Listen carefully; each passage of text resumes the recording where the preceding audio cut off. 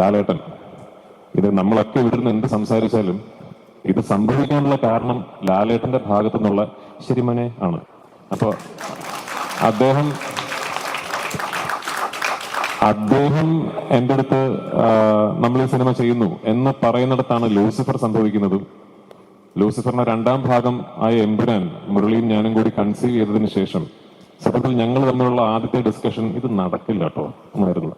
കാരണം എനിക്ക് അപ്പോഴേ മനസ്സിലായി, ഞാനത് ഒരുപാട് വലിയ രീതിയിൽ സ്വപ്നം കണ്ടുപോയി എന്ന് എനിക്ക് അപ്പോഴേ മനസ്സിലായി. അങ്ങനെ ഞാൻ ആക്ച്വലി വിളിച്ച് വലിയ ബിൽഡപ്പ് ആയിരുന്നു ലാലേട്ടനോടും ശ്രീ ആന്റണി പെരുമ്പാറിനോടും. ഞാനൊരു സ്ക്രിപ്റ്റ് പറയാൻ വരുന്നുണ്ട്, അതൊന്ന് പ്രിപ്പയർഡ് ആകണം, നമ്മളൊന്ന് ഇരുന്ന് കേൾക്കണം എന്നൊക്കെ പറഞ്ഞ് ഞാൻ ദുബായിൽ ശ്രീ ആന്റണി പെരുമ്പാറിന്റെ ഓഫീസിൽ പോയി അവിടെ വെച്ചിട്ടാണ് ലാലേട്ടനോട് സ്ക്രിപ്റ്റ് പറഞ്ഞ് കേൾപ്പിക്കുന്നത്. എന്റെ മനസ്സിൽ ഒരു 50% വിശ്വാസമേ ഉണ്ടായിരുന്നുള്ളൂ ഇത് ചിലപ്പോൾ ഇത് നടക്കുമെന്ന്. പക്ഷേ ഞാൻ ആ സ്ക്രിപ്റ്റ് മുഴുവൻ ഈ സിനിമയുടെ ഒരു എന്റെ കോർ ടെക്നീഷ്യൻസിന് പുറമെ, ടെക്നീഷ്യൻ ടീമുകൾക്ക് പുറമെ ഈ സിനിമയുടെ ഒരു മുഴുനീളം, എന്റെ നറേഷൻ വലിയ ദൈർഘ്യമുള്ളതാണ്.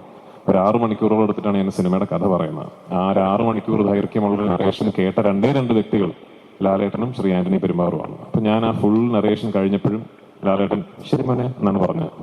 അപ്പൊ അവിടെയാണ് ഈ സിനിമ ഓണാവുന്നത്.